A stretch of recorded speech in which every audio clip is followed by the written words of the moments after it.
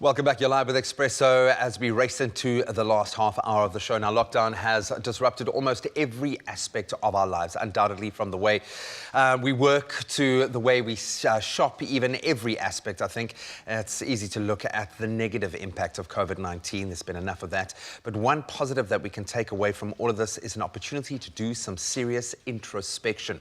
And one of the things that we need to look at and deeply analyze is our eating habits. Absolutely. And now from the 9th to the 19th of October, we will be observing National Nutrition and Obesity Week to create awareness about obesity and the importance of eating healthy. Please welcome with us this morning Consulting Dietitian Megan Pentz-Kluyts. So good to have you with us again. Thank you very much.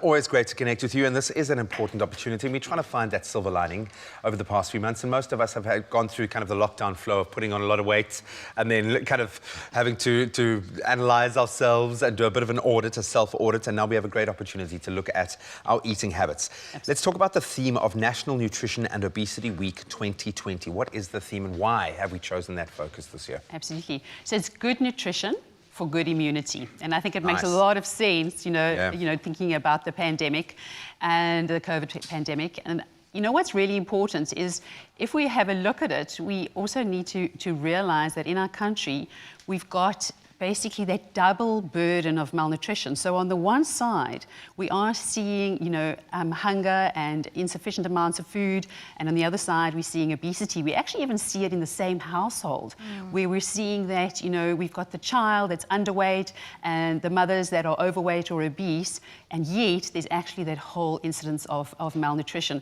And that's very often also fueled by things like processed foods that are high in fat and sugar. That are often cheaper. Yes. The call, yeah.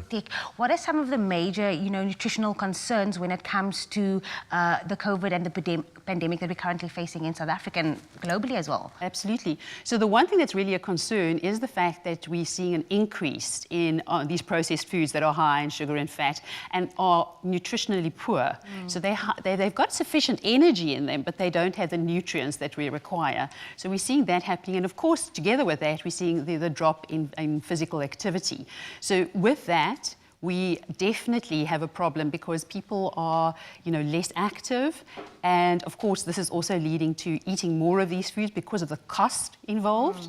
And when we put that together, we actually have quite a problem when it comes to, the increased obesity pandemic that we're going to be looking at. I'm glad you used the P word there because it really is a pandemic across the world, but here in South Africa has special relevance. What are the numbers like? How many people in South Africa are obese, and does it place them at a greater risk when it comes to contracting COVID-19? So just to look at a bit of the statistics. So if you look at the South African Demographic Health Survey that was done in 2016, we actually see that 68% of women are either overweight or obese, and 31% of men in our country.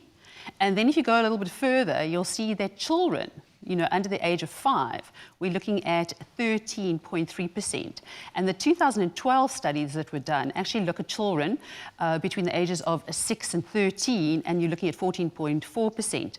But just to mention that under 5, value of 13.3 is more than double the international numbers of 6.1%. So we really do have a concern when it comes to this increase of obesity in our country. How do we then fight this? As a country, how do we get past the statistics? What food should we be eating? What nutritional value should we be implementing in our daily lives to, combat obesity? And I want to add to that because it's not just sometimes it's a lack of choice of being able to eat healthily. We want to say go and choose the right foods, but it's expensive to go and often eat all the right foods. So what shift do we need to see? Absolutely. So what's really important is to go more towards fresh foods, and definitely to look at minimally processed foods.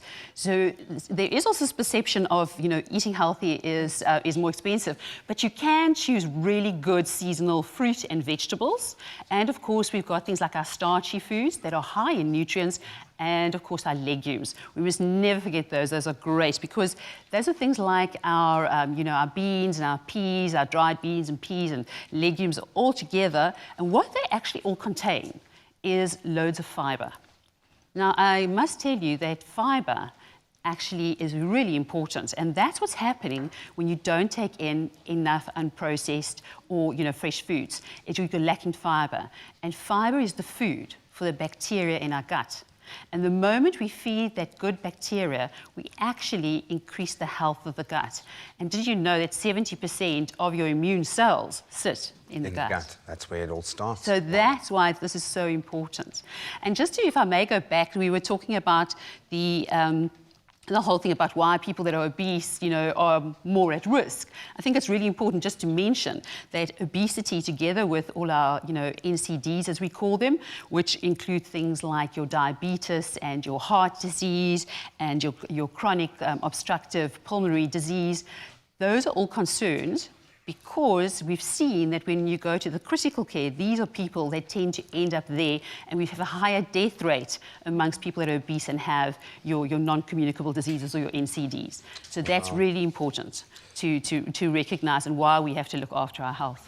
Well, the focus is the immune system, and it starts with a healthy gut, and that starts with more whole foods, more legumes, the real superfood, I think. But you can make those choices and choose to do that today to work towards a healthier lifestyle, not just during Obesity Week, but I think every single day of the year. Megan, thank you so much. Thank you.